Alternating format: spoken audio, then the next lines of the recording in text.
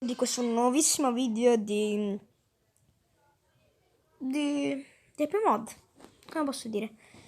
Vi farò vedere come scaricare Happy Mod. Allora, prima di tutto andiamo su Google.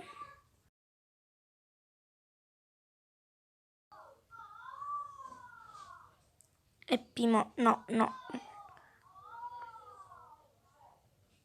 Happy Mod.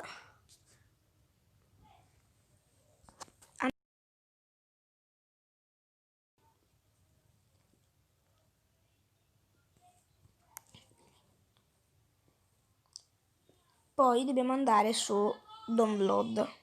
Se no c'è scritto versione e c'è scritto qua in blu. Se c'è scritto in blu cliccate su blu e poi vi darà download, quindi download, scarica. Ora si starà scaricando.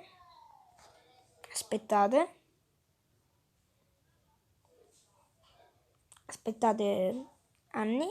Apri file, installa, poi dovrete cliccare e vi darà in automatico. Poi vi andrà Happy Mod.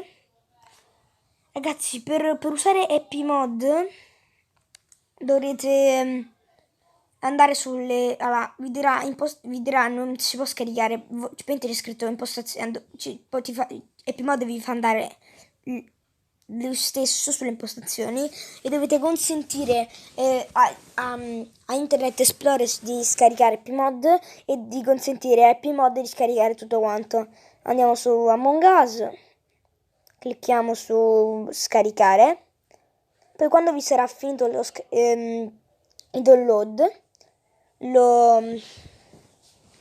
lo installerete e vi darà tutto quanto qua. Però non dovrete avere l'app originale installata, quindi se volete dovete cancellare l'app originale.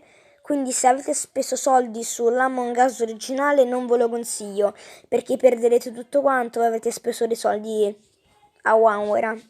Anche se con le mod potete avere tutte le skin che volete, i soldi andranno buttati così. Vabbè ragazzi, direi che posso concludere questo nuovissimo video. Alla prossima, ciao ciao!